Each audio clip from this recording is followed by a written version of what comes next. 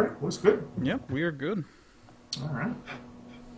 So welcome to DMM Media Cast number 47. 47? Yes. Lord, I've been gone for a while. Yes. Lately it's basically I do one with you, I do one with Jose, and then we all do one together, and then that cycle repeats itself. That's what we found ourselves in the past few months or so. It works out pretty well. Because I can pretty much go anywhere, and you have certain game tastes, and Jose has certain weird hentai tastes that I have to pretend to like, and it's a good go between. It's something. It is. All right. What was the big fucking conference you told me was just going on? Not Gamescom. The PlayStation conference? Yeah. So there was some interesting news coming out of that. So there's not one but two new PlayStation consoles that are going to be coming to market. But they're not really calling them new consoles. They're saying it's part of a family of consoles. So one of them's just it's a PS4, but it's a slimmed down version. So they're going to be getting rid of all the old SKUs of PlayStation 4 and basically just selling the new SKUs. It's a PS4 Slim pretty much. It's all the same internal components. Just slimmer. Yeah, exactly. I believe the price point's going to be $299 for that.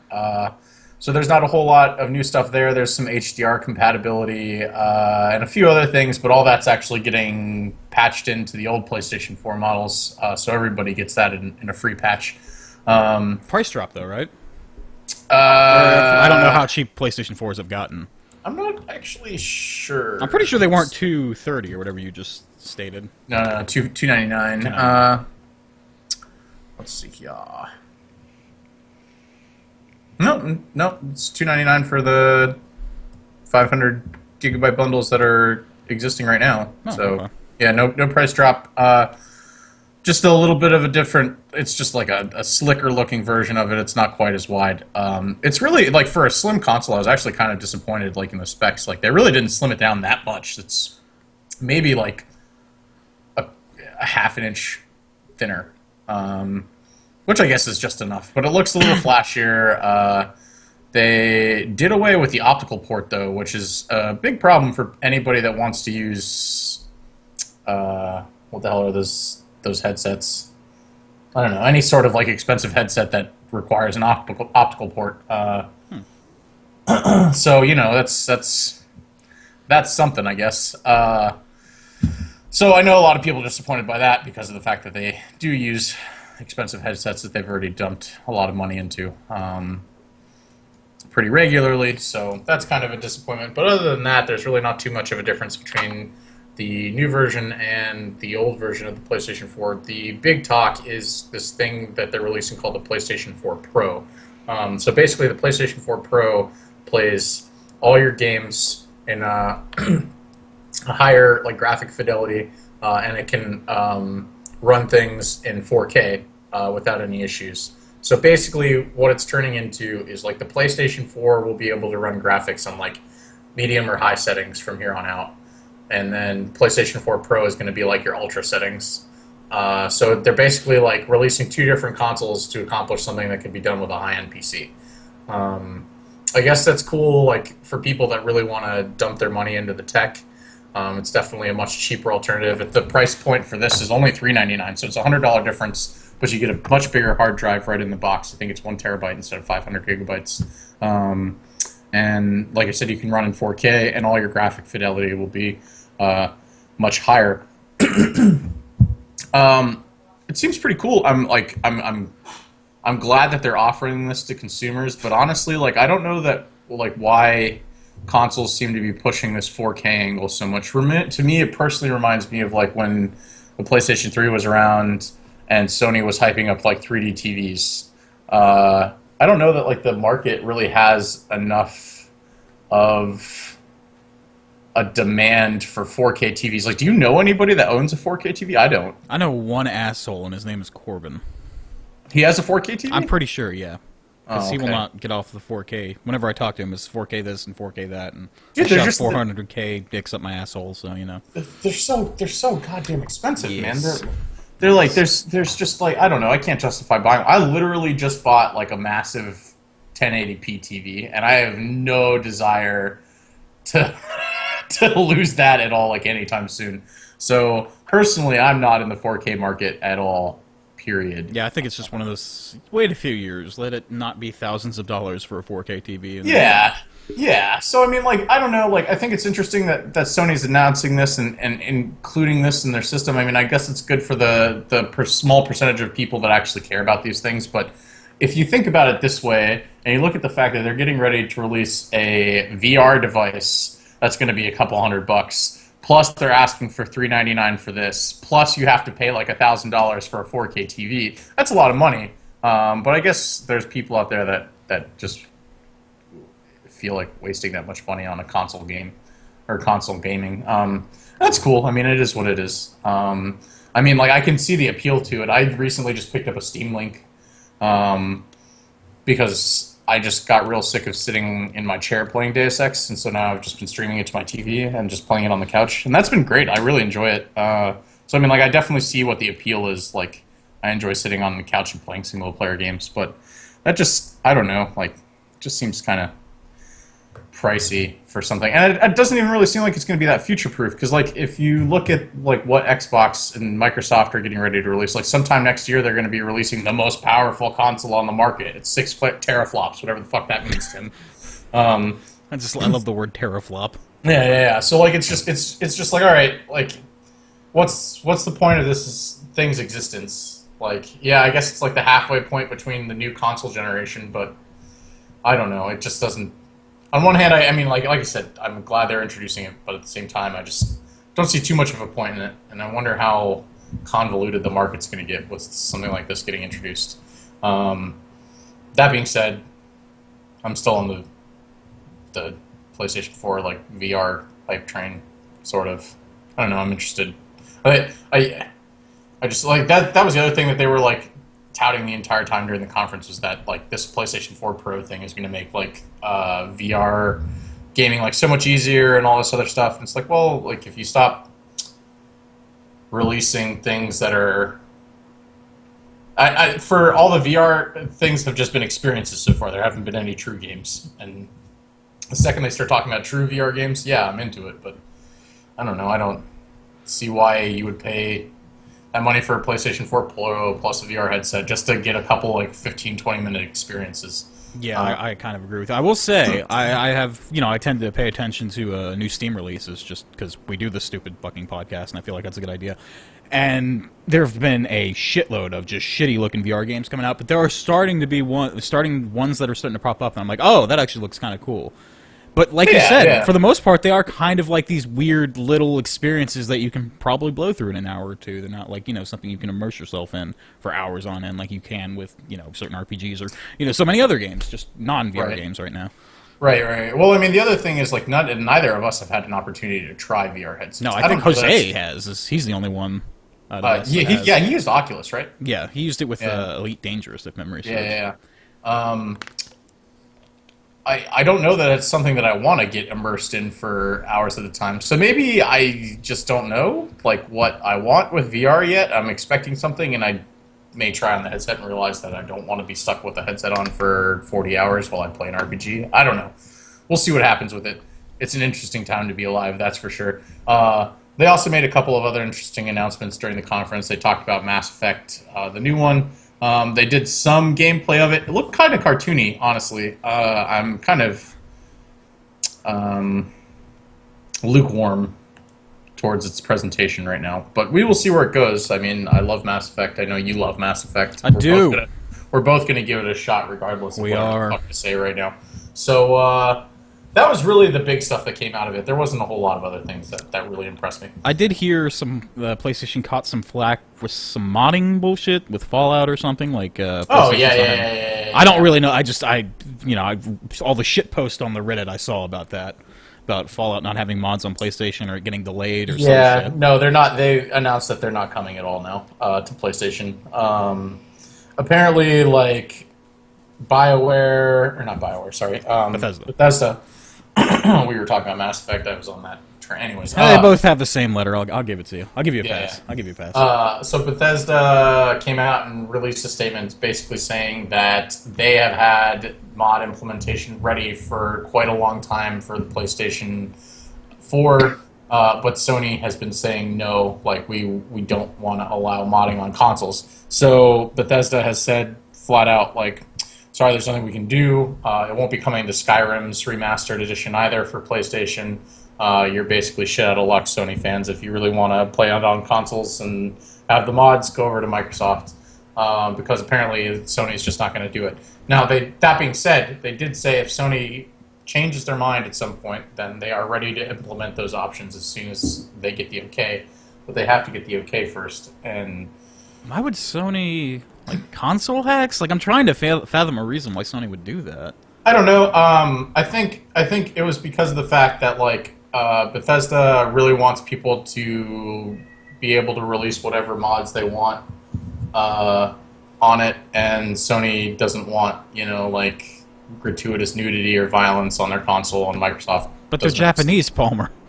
Doesn't really seem to have too much of a problem with it. So, yeah, that's really the only thing that I can, like, think of as to, like, why that might be an issue, but I don't know, man. Their country would just become overflooded with fucking tentacle mod servers. Yeah, maybe. I don't know. My whole thing with it is just, I don't know why you'd want a mod on console anyways. I mean, like, it's cool. I'm glad that it's a feature that Bethesda is willing to offer console gamers, but, like, honestly, I don't... Yeah, I agree with you. It's just go on PC. I guess in a way it's a good, like, stepping stone to show people, like, hey, you think this shit is cool? Come check out what we've got on the Master Race console of the PC. Yeah, I mean, I guess. But yeah, it's just never gonna have the same depth and magnitude as it does on the PC. Yeah. Oh, I lost you. No, I'm here. Sorry, I muted there for a second. What was I saying?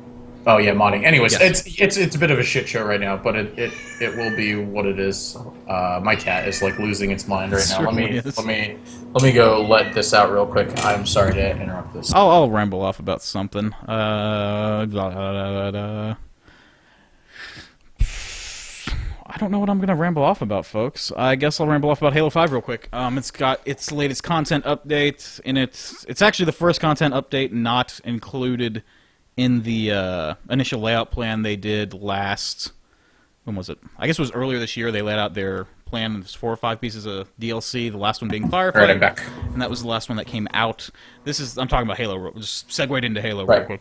So this is the first piece of content outside of the initially laid out stuff that they said they were going to do. Firefight being the last one.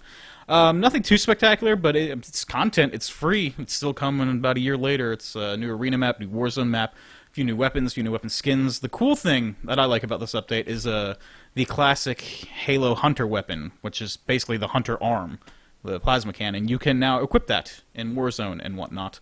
It's the Halo 5 plasma cannon, so it's burst fire. It's not the original, like, big fuck you cannon that it was in the earlier Halo games, but it's still pretty cool. I haven't unlocked it yet myself, but I have popped in around a firefight since this new update and saw someone lay waste to a Banshee in the sky with it, which was kind of impressive. But it does have homing features, so I guess not really. But yeah, and they have said that they're adding more stuff in the future. But the biggest thing with this Halo update is that there is Halo Forge on PC now, and they added a browser to Forge itself in the game. But people have been fucking around with Halo on PC, making all sorts of cool shit. Just bizarre things.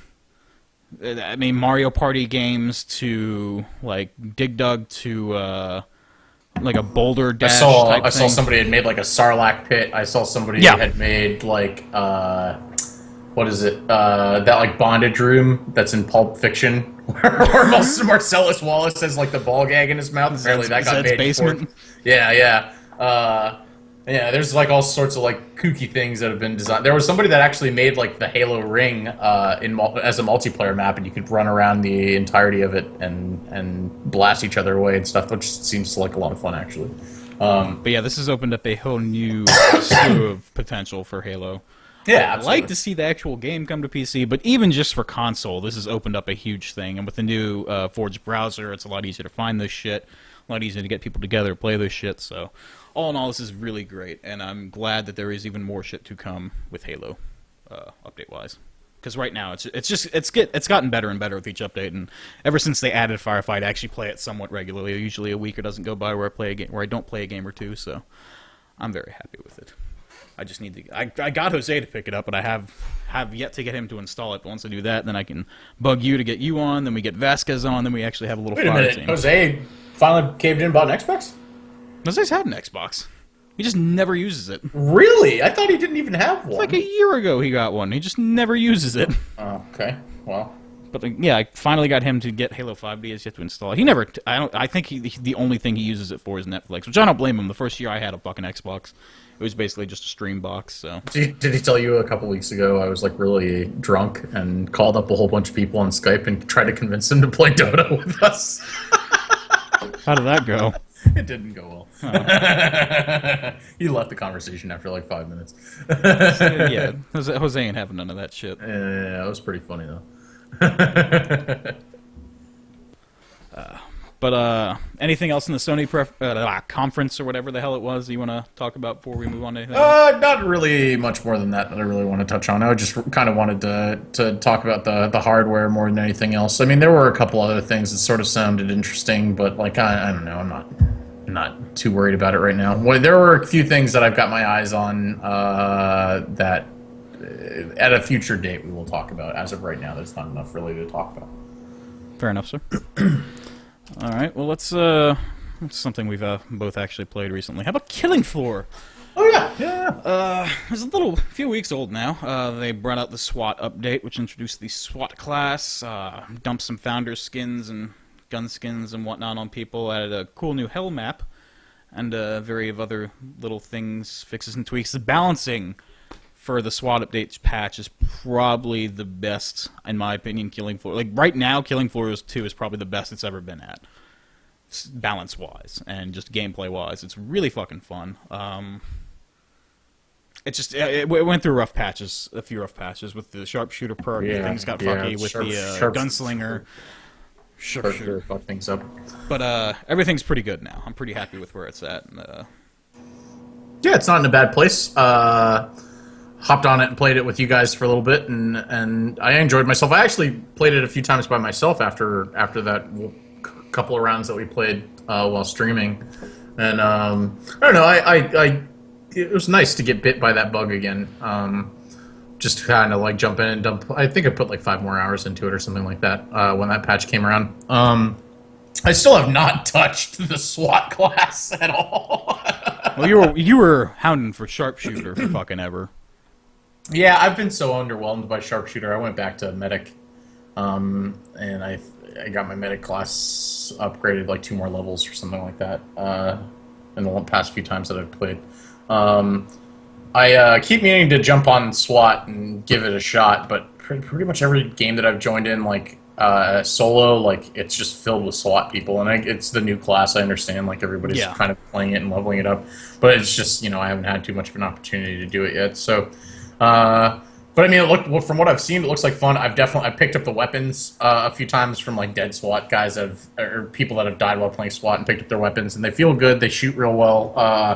I definitely think it is kind of, at least personally, I think it's kind of similar to the Commando class. Oh yeah. The perks themselves obviously are not, but like gunplay wise, it feels along the same lines. So I mean, it's good. It feels tight. I don't know. It's good. I'm glad. When is that game coming out, like, fully? I believe this November? Yeah. It's pretty sure it's this November or December. It's this year, I believe. Are they doing any Halloween stuff while it's still in early access? From what I've read, they're not doing anything till it's out of early access, but that if it does, because there's one more perk coming before the official launch, which was originally Ninja, but they got rid of that and they're doing something else. Right.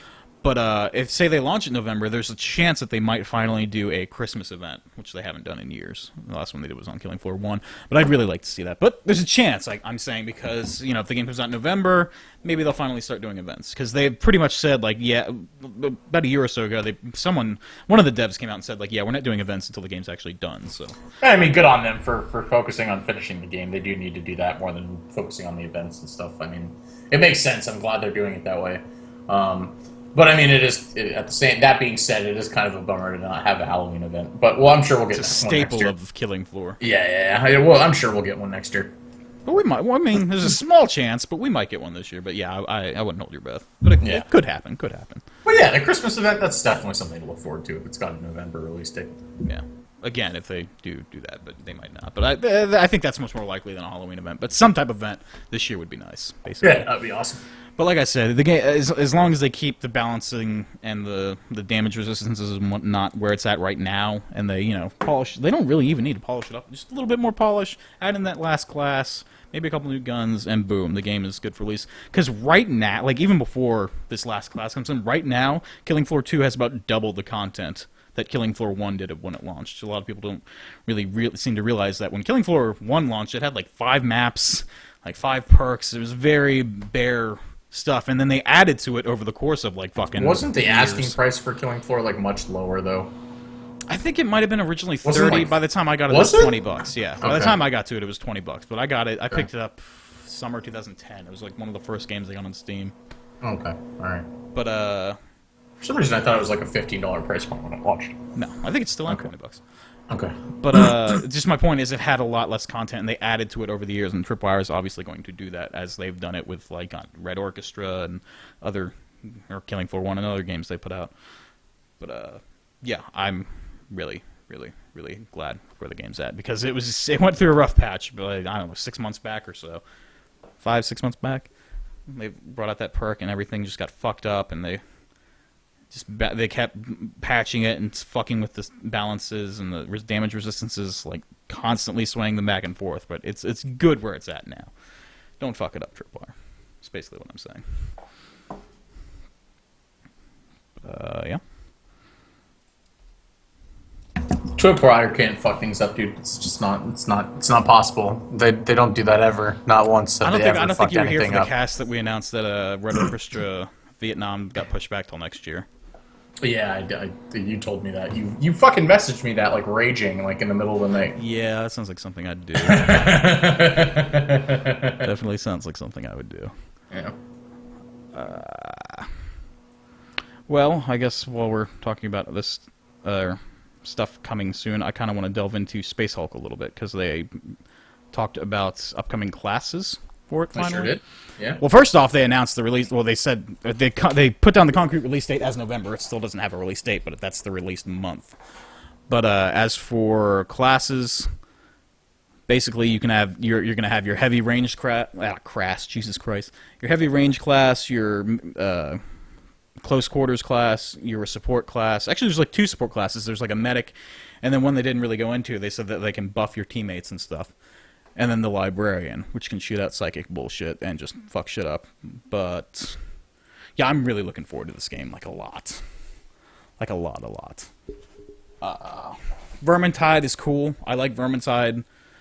Cool thing about it is kind of different characters can be mixed to do different things. Like not one character is particularly better than another character, except for maybe like the elf is best at range, and there's a character that's best for each suited task. But basically, any character can do any role, and I like that a lot. And it's looking kind of like Deathwing is going to have a similar notion. Not necessarily, like obviously, a guy with an assault cannon is going to be better at range than a guy with a thunder hammer, but you're going to be able to equip storm bolters on like a close combat weapon as well and shit like that. So I'm digging that a lot. And add in the fact that you're a walking refrigerator that has damaged states on different parts of your body that can just break down and shut down and keep you from like walking properly or using a certain weapon in a certain hand. Oh, this game's gonna be so fucking good, Palmer. It's gonna be something. I'm really looking forward to It's it. gonna be something. I'll give you that. And the fact that they got a little release discount going on, 15% off, and early unlock, blah, blah, blah. I think it's $34 on Steam, so it's not too far off the Vermintide price point with the pre-order. Very happy about that as well. Although that was kind of to be expected, but still happy with it. Yeah, definitely. I don't think it's too much of an asking price for something like that. And they've stated there's going to be like 7 different ships, 9 different levels. Obviously, a couple levels on the same ship. And they're going to, time-wise, it's going to vary from like half an hour to like an hour and a half, depending on the level. So it's not going to be quite as like Vermintide, where you just drop in, drop out, 15, 20 minutes a level. Mm-hmm.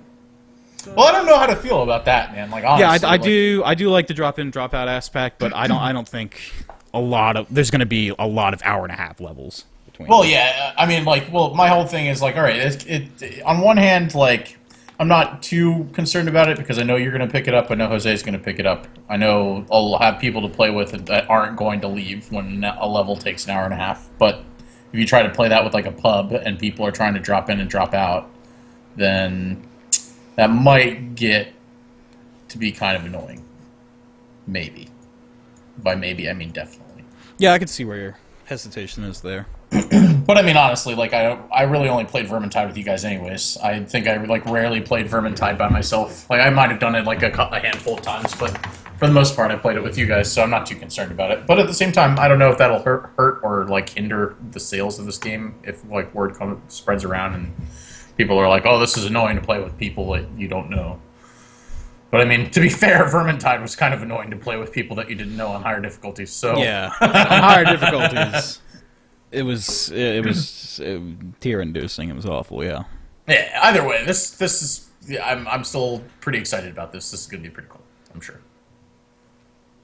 And it's going to have like a single-player campaign that like you're. It's weird how they described it. It's basically like a single-player campaign where you can direct the bots around. If that makes any sense. Okay. But more. That sounds obviously. awful. Yeah, more will come out on that as the release date gets closer, I'm sure. But, it's better than just having bots in your team that, don't know what the fuck they're doing. You can direct them around a little bit. That sounds decent. But, what else? Oh, let's get into some recent stuff that came out in Steam. Titan Quest Anniversary. Kind of surprised the hell out of everyone. Yeah. 10-year anniversary of Titan Quest being kind of a Diablo 2-esque game in between, much deeper than Diablo yeah. ever was. But I'm saying it was that type of dungeon crawling genre, yeah. But it was between about halfway point between Diablo 2 and 3. So it was at a time where wasn't a whole lot of Diablo. I don't know why I'm sticking with Diablo so badly. But this game, when this came out, it was pretty goddamn impressive. Yeah. And I haven't actually played it, but from the footage I've seen, the remaster looks pretty decent. I've put about, I don't know, I want to say like 4 hours into it or something like that. I'm enjoying it. Sorry, I put about 2 hours into it. That changes everything. You're a faggot. That changes everything, yeah. I have not messed around with any of the Steam Workshop stuff yet. But I mean, the standard game's just as good as I remember it was, back in the day when I played it. But I don't know, like going back and playing it personally, like Grim Dawn is just so much better. Grim Dawn came out a year or two ago now. Year ago. Yeah, about that. It's basically Titan Quest 2, pretty much. Like in terms of like gameplay and the way things work and the item system and the layouts of everything and the way that you teleport between areas. It's very much like Titan Quest, just like a little more fleshed out. They changed a handful of things in the system. I mean, Titan Quest, honestly, like when they had it on sale for $5, that was really the whole reason that I picked it up. It's a great game, but I don't know, just even the remastered version doesn't really hold up that much. After I played it for a couple hours, I just kind of like had your fill. Yeah, pretty much. So I mean, it was fun. I think I got. I probably will continue to get if I do like $1 an hour, then I will definitely get my 5 hours, my $5 worth out of this game. I will probably go back when I'm bored and put another couple of hours into it, and I'm sure I'll get my money's worth out of the $5 price point that I paid for it. And good on them, by the way, for having like launching the game with a 75% off discount. Yeah, that was awesome. But I mean, honestly, if they tried to launch it without a 70% off discount, Yeah, no, I still think it would have sold. It's got a decent enough fan base. I mean, it was a top seller for a couple days. Yeah, that's true. But obviously, it wouldn't have sold as well if it was $20. But no, it's a pretty dedicated fan base. Yeah. Well, yeah. For people that are interested, they did remaster a lot of it. The one issue that I really had with things was if you try to change your screen resolution in game, it requires a full restart of the game. You can't just like change your screen resolution and then. That's annoying. Yeah, it's really really annoying. There were a couple other like native things in the UI that they had changed ever so slightly that like irritated me just because of the fact that I played it when it first came out and I just like remember certain things being different ways. Like I said, that being said, I couldn't give you enough of a comparison because it's been so long since I played the first one. But certain things just like you know how like you jump into something like it's like. I don't know, things are just changed ever so slightly, and you notice it, but you can't really pinpoint what it is. I don't know how how to describe it really. Sounds like every time I launch Dota 2 in like 3 or 4 month intervals. But it's just not like quite what you remember it being, and as a result, it kind of turned me off a little bit. But I think a lot of people will be surprised, and the reviews seem to be very good. People seem to have a very good reception to it. So if you see it for $5 again in the near future, I mean, pick it up. It's a fun way to kill a few hours, or potentially a lot if you get into it. Yeah, absolutely. I mean, RPGs. if it really hooks you in, then I'm sure you're going to get more than a few hours out of it. It's definitely got a lot of potential for it. But if, like I said, if you're looking for something that will just kill some time here and there, really the whole reason I picked it up is because it released the same time that Narcos Season 2 released. So I was playing that while I was like plowing through Narcos. That was really the whole reason that I bought it, because I wanted something to play while I watched that. But yeah, I mean, it's good. It's good. I'm really selling it here, I'm sure. No, I'm with it. I was happy to get it for free because everyone that had I don't even remember. I think I got it in like a Humble Bundle years ago or something. But anyone that had Titan Quest on Steam, they just dumped Anniversary into your lap for freezies, which I was a big fan of. But yeah, as Palmer said, good ARPG classic game. Get it on sale, worth your investment. I'm just gonna delve into Day of Infamy real quick. A little while back, they announced that the way they're going to do updates in the future, they're going to constantly be doing little balance changes and performance tweaks here and there and shit like that. But every few months is when they're going to do a huge fuck you update where they add, new content, new weapons, character models, yada yada yada. Since its release, Day of Infamy has had quite a number of decent size updates. The co-op mode now has like its own campaign where you can play through it and levels in a certain linear set, in order to like progress through the war campaign of World War II in certain fronts. Lots of little balance changes, lots of lighting fixes and shit like that. Some little bugs around release for that, but they seem to be patching them up pretty goddamn quickly. That game is coming along fucking swimmingly is what I'm getting at, and I like the idea of them just doing little balance patches and performance tweaks here and there, and then doing huge fuck you updates every few months, because I like, kind of 2 or 3 months is the amount of time where you kind of forget about a game and then all of a sudden, hey, here's a bunch of new content for you to play. It's like, oh, cool. I like when devs do that, because a lot of games I like do that, so I'm happy this is the approach they are taking to it. On the fucking murdering folks while watching Narcos train, I might as well jump into Homefront, because that's what I was playing while I was watching Narcos. Just pretending that I was a drug cartel and all the Koreans were just my rivals and I was just murdering the shit out of them for Escobar, because Escobar Bay. That's how it is. Good for you, buddy. But the latest big Homefront update, aside from adding a couple new co-op levels, which are actually pretty fun, they pretty much made the game playable. Amazing. I know, hard to believe. But they added, my performance jumped way the fuck up. Everyone across the board is just saying the same thing.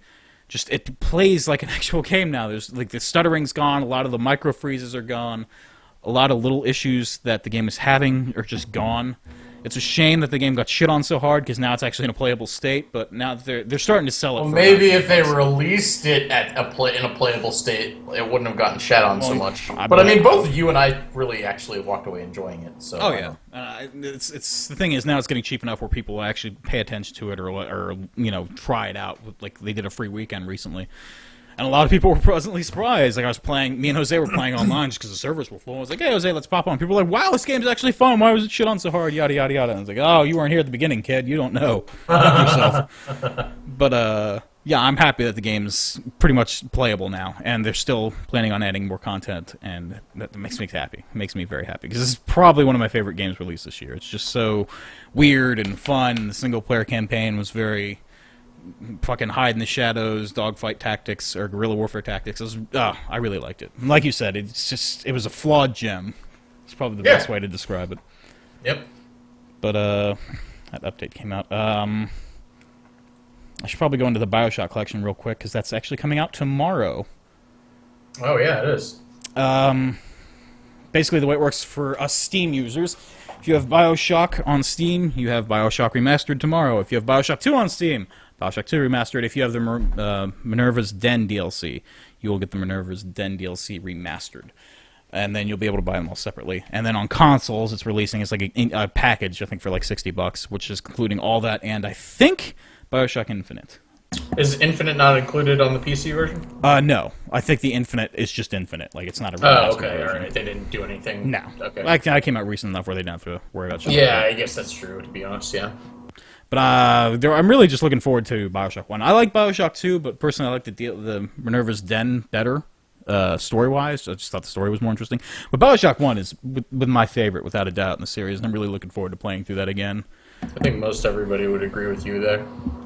Bioshock 1 being the best, or the DLC? Yeah, Bioshock 1 being the best out of all of them. It was just so, like, when you first... at golf club scene, when you first encounter that, it was just like, what the fuck? Oh, yeah. Like, well, I mean, the there game were a had few what the fuck moments. Yeah, the game had so many moments like that. It was just like, whoa, okay, this is fucked. And, like 2007, there weren't a whole lot of games like that really grabbed you like that, so I'm really looking forward to seeing that shit play out in a remastered bullshit. Yeah, it'll be fun. What else we got? Smite. Something I play from time to time. Smite does events constantly. They do it like every 6 weeks. They kind of run an event where you can get little bullshit and unlock little bullshit and yada yada yada. The one they're doing now that just started the other day is the their yearly Odyssey thing, and basically what they're doing is they're releasing a new god every month for 4 months, and it has its own little currency system that you can earn currency with to unlock chests and skins and other bullshit. But the thing that kind of grabbed me about this update is it's the first co-op mode that they've launched, where basically you queue up with 5 other people and you're dumped in a tiny little map where you have to kill a certain number of gods that have certain powers tweaked or size, like just so many little factors tweaked. It's more like a weird mod than an actual game, but it's really fun. And it's really fucking hard. I think there are 25 waves in total. I have yet to make it past the 5th wave. It's really hard to do with randos. Yeah. But it's fucking fun. And I like that Smite's finally starting to do some PvE stuff outside of just, queuing with people playing bots, because who gives a shit about that? This is actual fucking, you have to fucking talk to your teammates when you queue up and say, alright, who's playing this guy? Who's playing this guy? We need a mage. We need a DPS guy. We need a tank, yada yada. It's nice to see that in a PvE environment, and I like Smite as a whole, because Smite's a good game, man. Tit physics. Let's just get it out in the open. Me and Palmer are a big fan of the tit physics. There are many physics like it, but tit physics are best. Smite does it well. Red-blooded Americans. Men. America. Yeah. Dude, some of the skins they've been putting out too, they just get more scantily clad and physicky, and it's well, fantastic. they know their audience. That's true. I don't know what to tell you. They know their audience. But the last few gods, they've released them in Japanese. I think the last one was I can't remember her name, but she's like a Japanese god of the dead. Then tit physics make even more sense. Yes. But, no clue yet as to the 4 gods coming out. But Smite usually releases gods in about a 2 to 3 month interval. They're pretty good about it. But it's pretty insane that they're planning on doing 1 a month for the next few months. So it's going to see. Yeah, good on them. that Like plays that's out. going to require a lot of balancing, especially in Yes. the ranked gameplay. Like, Yes, very much so. that's certainly something. But I'm actually going to start playing that again. I haven't. Yeah, honestly, I might jump in on that with you. Let me know when you do. Yeah, we've tried that co-op mode. I don't hate Dota, or I don't dislike Dota. I got kind of burned out on Dota. I'm pretty happy with where I'm at with Dota now, which is I play it like once every 3 or 4 months. I'll play like a couple games with you, a couple games with Isaac, and then I'm done. I'm out. GG. And I remember the techie sucks again, and I stop playing it, and I hate myself. That's pretty much my Dota cycle. What do we got? What do we got? Actually, getting... I guess we can talk about that Postal 2 thing real quick, because Yeah, that definitely. was just interesting. Basically, in one of the levels in Postal 2, which came out, 2003, 2004, somewhere around there, there's a mall level. Inside of one of these mall levels was a store that kind of jokingly said closed until, I guess it was August something, 2016. And It was actually June 2016, but I guess June like somebody just like hopped on and figured it out. And yeah, someone recently popped on Postal 2, went into the mall, and saw the store was open. And it is just full of dank memes and Steam and VR headsets, and it's just a special kind of stupid that only the Postal devs could do. Running it with scissors is very good at doing this kind of just unadulterated stupidity. But I mean, like honestly, like good on them. Like this isn't the first time that they've supported the game. They recently released like an expansion that was like a few dollars. Like some point last year, right? Yeah, about a year ago now. Yeah, I mean, like it was released to really good reviews. Actually, a lot of people really enjoyed it, and it was at the perfect price point, and a lot of people picked it up. I still have yet to grab that. Actually, I meant to pick that up. It's during been the on summer sale so but- many times, and I keep forgetting about it. Yeah, so do I. But yeah, I mean, like honestly, like there's something classic about Postal 2. Like that was definitely like them hitting their stride. It was better than the first one. The one they released after that was like mediocre and At best. yeah. So I mean, you know, like I honestly, like I would be. I think given the fact that they continue to support Postal 2 and they get these kinds of responses, that maybe they're kind of using it to test the waters as to whether or not they need to make a new one. And considering how like how do I put this? How PC everybody is hell-bent on being these days, I think it might be the best time to... It'd be striking while the iron's hot, you know? Like, they'd really be able to get something in there that would defend everybody, and would just be... I don't know, dude. It would just be awesome to play through an actually good Postal game again. Yeah. So, I'm hoping that this is what this is all leading up to. Like, they're not just, like, doing this to... Like, they can't, like, honestly, they can't be just doing this to... keep their like honestly, how much of a fan base does this game have anymore? You'd be surprised. I mean, Yeah, I I'm mean, sure I guess. there are literally dozens of us, but you know, there are still dozens of us. Yeah, that's true. But yeah, I don't know. I'm hoping. I guess what I'm trying to say is that I'm hoping that all of this will lead somewhere. That somehow, some way, they're going to turn around and say, "Hey, guess what? We're not just being assholes. There's a new Postal around the corner. Be excited." I don't think it's out of the realm of possibility, especially considering earlier this year they did the Postal 1 remaster, because Christ, that needed it. But, yeah. They did that, and they're still the company. They're still doing something. They have no they've not publicly come out and said, "Hey, we're working on this," or "Hey, they're doing a certain game." So one would hope that they are working on a proper Postal 3 or Postal 4 or whatever the fuck you'd want to call it. Maybe even just some more. I mean, probably just some more start it content, over but again. Just release a new game called Postal. Like honestly, that's all I needed to do. Just Reboot. I guess it's been an appropriate amount of time. It's not like fucking been a couple years. The first one came It's out been like over a 98. decade since the last good Postal game. Yeah. It's So- been almost 2 decades since the first Postal game, I guess is what I'm getting at. Yeah, so I mean, it's got maybe that's what they're waiting for. Is they're waiting for the 20th anniversary of the first Postal game, and they're going to turn around and be like, "Hey, guess what? There's a new Postal." Have a game, Thanks. faggots. Yeah, That's yeah, exactly pretty what the press release would say, too. much. Yeah, pretty much. And I'd be happy with it. But yeah, all that shit aside, cool little thing for them to do. Yeah, it's not bad. Not bad at all. Anything you want to get into before I get into this weird game called Everspace? Yeah, actually, why don't we talk about the Hearthstone stuff now that you had an Oh opportunity yeah, to yeah. play through all the wings? So, what are your thoughts? I did enjoy a couple of the bosses. I will say, I'm not like, oh What shit. were your favorites? I like the chest one. That was just fucking The bizarre. chess, yeah, the chess one was that one's hard, dude. On heroic, dude, I still have Oh, I haven't not even, beaten that I one haven't yet. even messed around with any of the heroic shit. I Oh my give a god, dude! fuck about a card On a back. heroic, it's just so stupid, dude. It's so dumb. I still have not beaten it. I don't know that I'm going to be completely honest. I also I've really like the dragon one, the portals. I think it was one of the last yeah, ones. that one was a really good one too.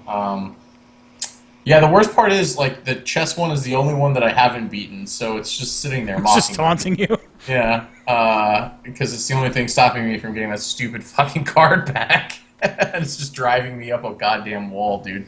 Uh, but it is what it is, man. I really enjoyed a lot of it.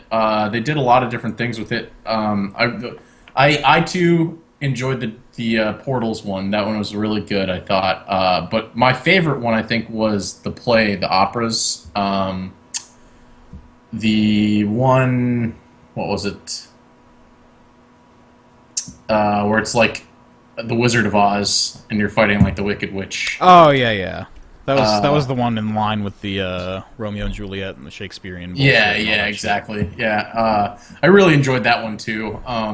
So I think, like, all in all, while I wasn't that impressed with all the card releases, but to be fair, like I walked into it not being that impressed with all the card releases.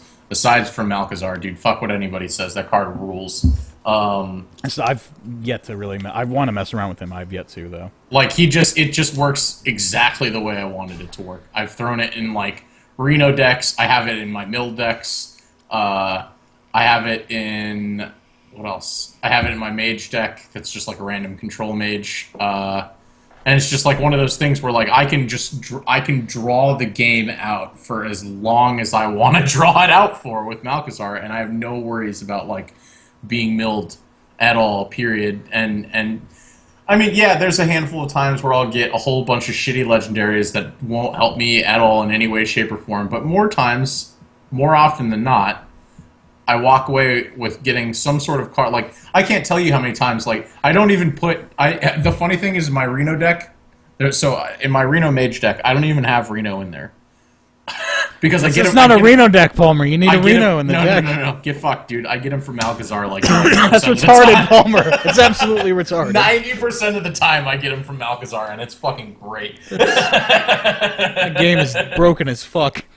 Oh, it's wonderful, dude. Like I don't even have to worry about it. So like, yeah, I put like a whole bunch of other like random crap in there, and between that and like I finally went out and crafted some Kabbalist tomes, and oh my god, dude, just like I'm not even joking when I say that I've had not one but two matches with Mage in ranked that have gone beyond 20 minutes.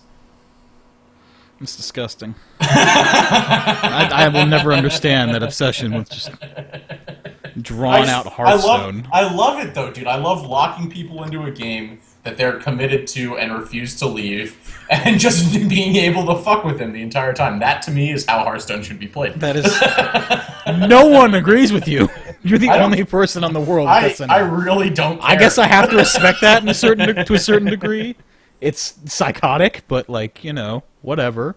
I really don't care. I haven't had a chance to really mess around with like I just played through the last two wings today, so I haven't had to mess around with building a new dragon deck. I will say the one change I was really hoping for to work out with my hunter deck did, and that was replacing Huge Toad with the Wolf Grandmother card. What the fuck is he called? Oh yeah, the 3/3 that or the one that turns into a 3/2. Yeah, that's it. Yeah, it's worked beautifully. Just because the Huge Toad only did 1 damage. Yeah, it's a 3/2 stat line, but it just never really sticks around. And especially when you drop like N'Zoth and then like another board clear comes out, all of a sudden my Karn dies, I have another 4 or 5, and then when that dies, I have another 3/2. So it's worked out really well in that regard. And I've pretty much moved to Elder Scrolls, honestly.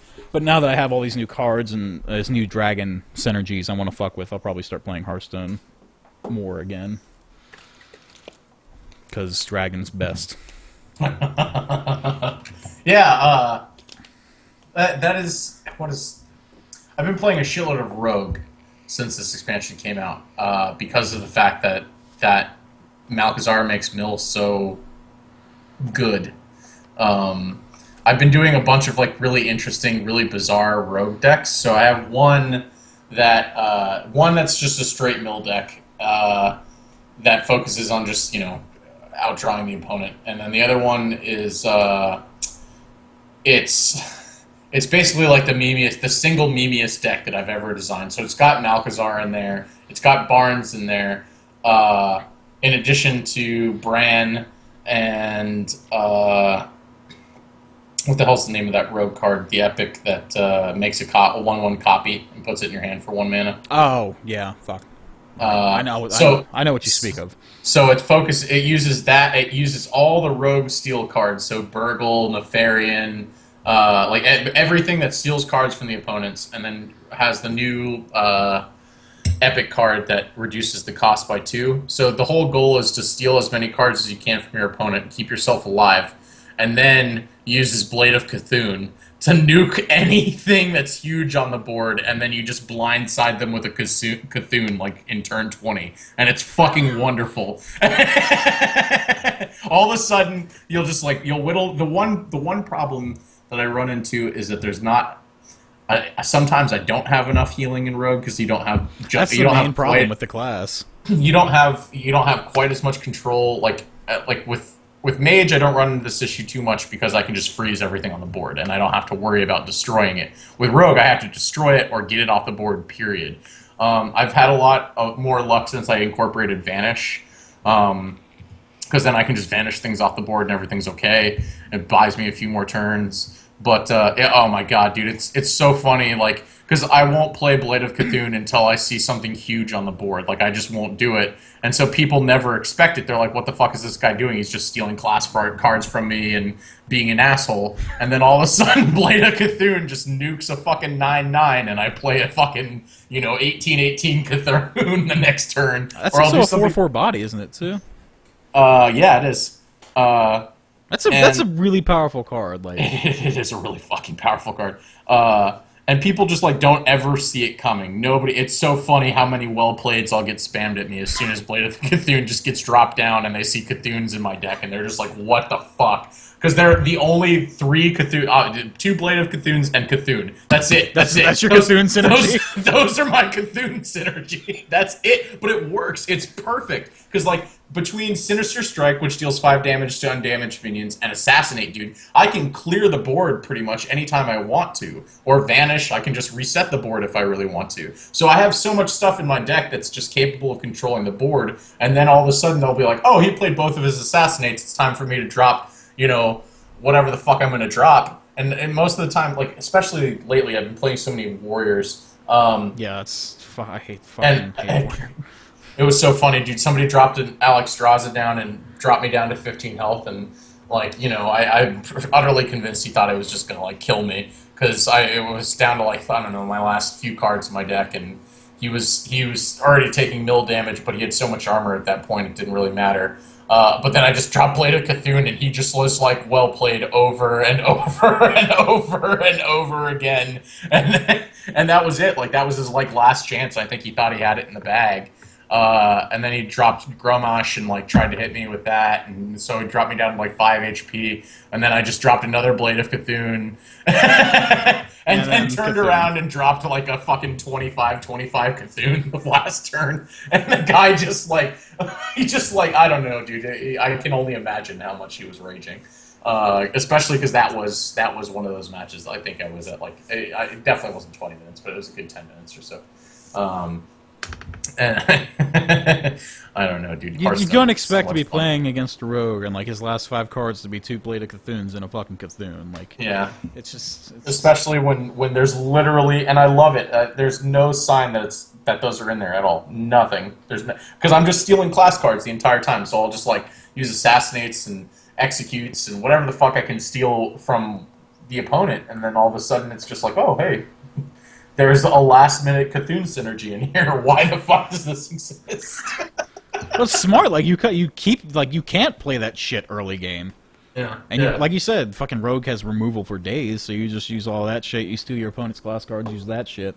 And then, yeah, once they start dropping huge shit and you've run out of your Assassinates, Eviscerate, Saps, yada yada, you just drop a fucking Bleed. That's kind of genius. I might have to try that out. Yeah, and it works. It works a lot. It's actually my highest win rate deck that I've created in a really long time. It's really successful. So it's got Blood Mage in there. Obviously, Phantom Knives for board clears against aggro. I can usually burn out cards if I use Vanish. So generally, like, I'll wait until an aggro deck fills the board and then Vanish, and then they'll lose usually like 1 or 2 minions out of that, and resets everything, and they're spending another turn just trying to throw everything back down on the board. And I don't know, there's just so many good ways to delay everything, and that Malchezaar gives me the last few cards that I need just to kind of succeed.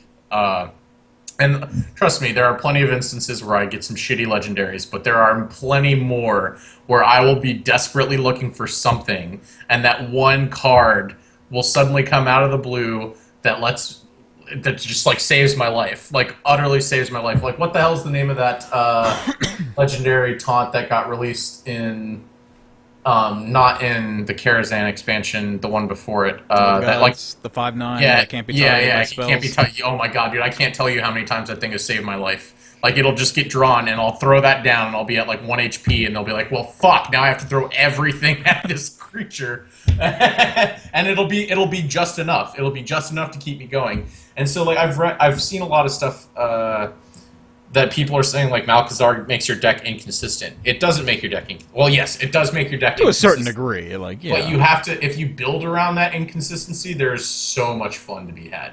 So much fun to be had. The one deck I'm going to try him out in first is my Reno, my Demonic Reno. It's a wild deck because a lot of the good demons were in GVG, but I think he could work in there. Plus, he's a demon, so it makes synergy. It makes sense, Fulmer. Yeah. The one thing that I don't like about the expansion is how much it has made Warlock even more annoying. Because now, like, all the discard stuff just doesn't matter. And that kind of irritates the shit out of me.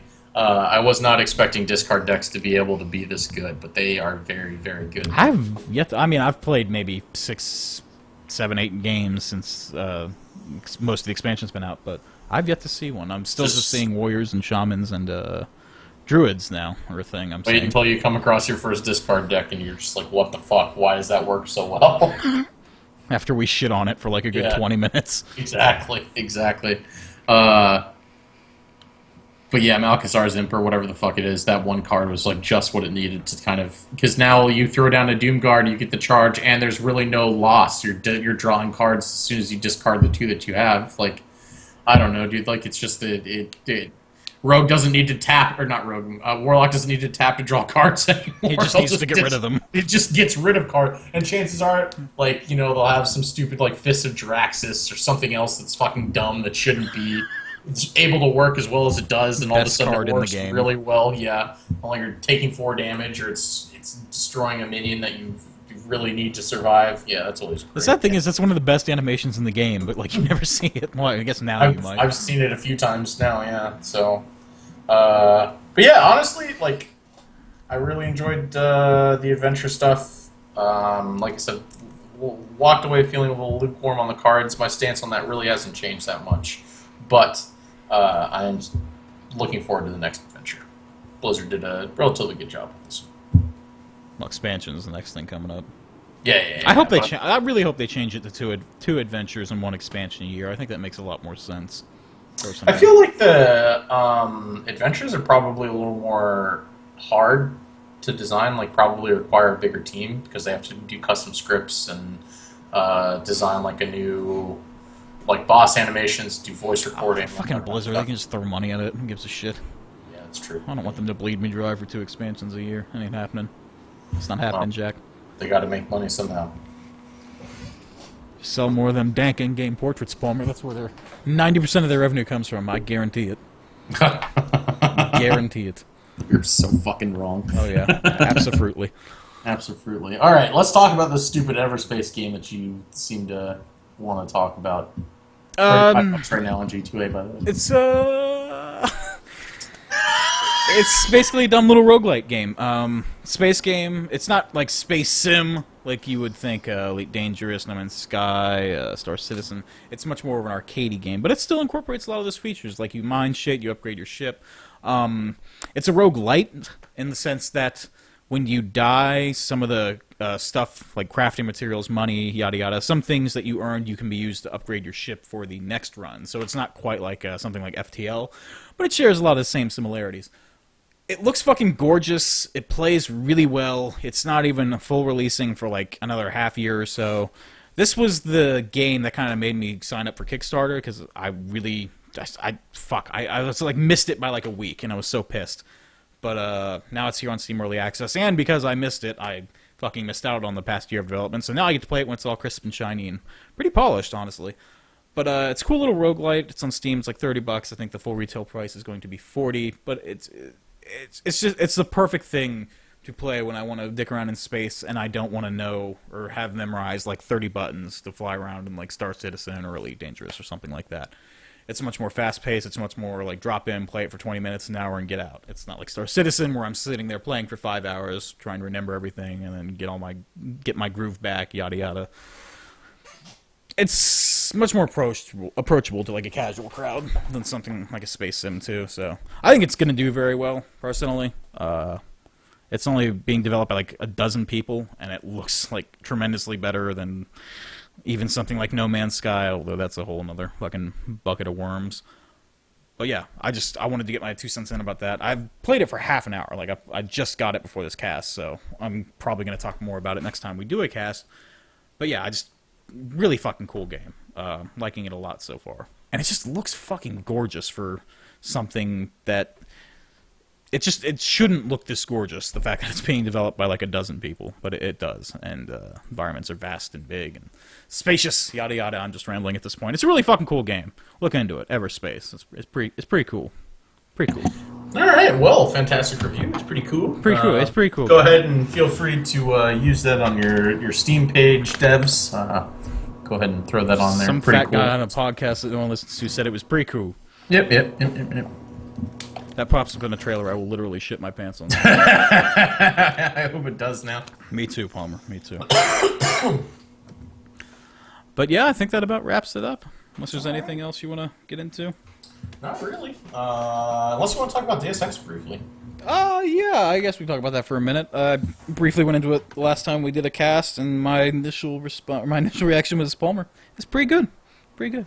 Pretty good. Yeah. But now that I've actually dumped a pretty good chunk of time into it, I do like that the side quests, like initially, I don't know how many you've done, but initially with the side quests, I was like, oh, okay, I'll go to point A, to point B, to point C, and that'll be it. But no, like I go do something, and then this happens, and I have to choose between 2 different ways of doing things, or I have to go to this location, and all of a sudden this fucking thing opens up, and I have to deal with this guy, and they're really, like the side quests are really in depth for being side quests, I guess is the point I'm getting at, and I was not expecting that. Yeah, they really are. I mean, you've put in a considerable amount of time compared to me. I've only got a fraction of what you've got logged so far, but I just picked up the game pretty recently. You want to put up the website, Paul? G2A, $35. Jesus Christ.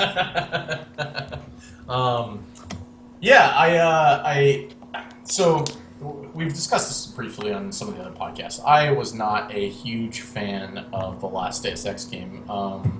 I was playing it from a trophy hunter perspective, though, and felt kind of... I do remember that conversation. Niched into having to play it stealthily. I was feeling like I was getting punished for wanting to play it guns blazing. That being said, now that I don't have trophies to worry about, for some reason I really want to play it stealthily, and I am currently doing so, and enjoying the ever-living fuck out of it. And a lot of it has to do with the fact that these new augmentations that they have added have made stealth a lot more fun to play. Not like in the sense that you don't have to like go around like using the same like 4 augs all the time. There's a handful of other ones that you can use. Yeah, it's a lot more viable than it was in the last game. Yeah, exactly. There's a whole bunch of them that you can utilize that make things go much more smoothly.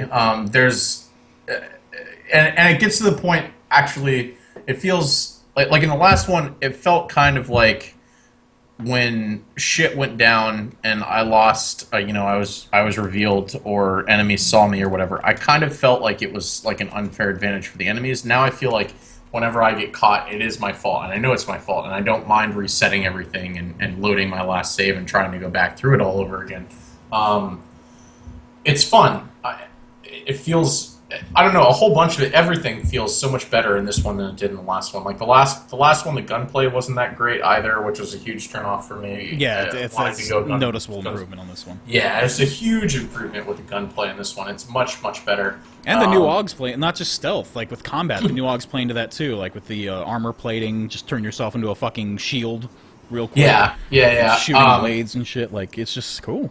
I like that they also incorporated that whole like crisis weapons modification thing into it. Like that makes everything much easier to change, and makes it so you can just choose a weapon that you want to upgrade and kind of go for it and have fun with it. And that will be your baby. That weapon that you upgrade all the way will probably be the one that you use the most frequently.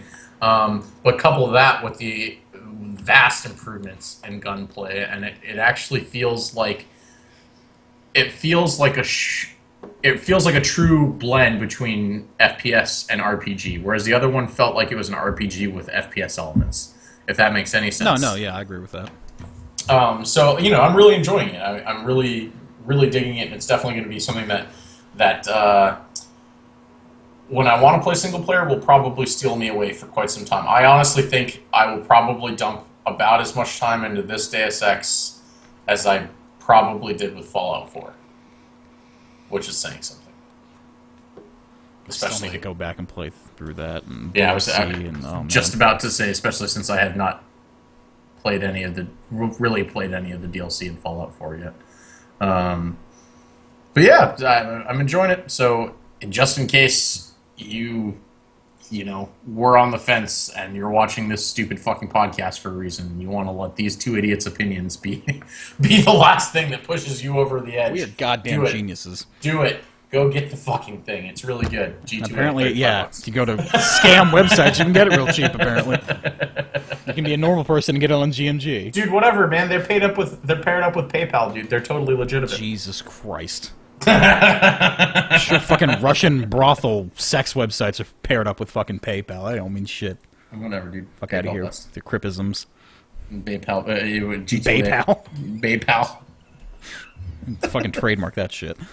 Yeah, exactly. But yeah, Deus Ex, pretty fucking baller. Anyways, I think that wraps it up. Unless you've got any final thoughts. I think PayPal was my last thought that warranted recording. Well, anyways. Take care, everybody. Thanks for tuning in. This has been episode 47. We're out. Bye.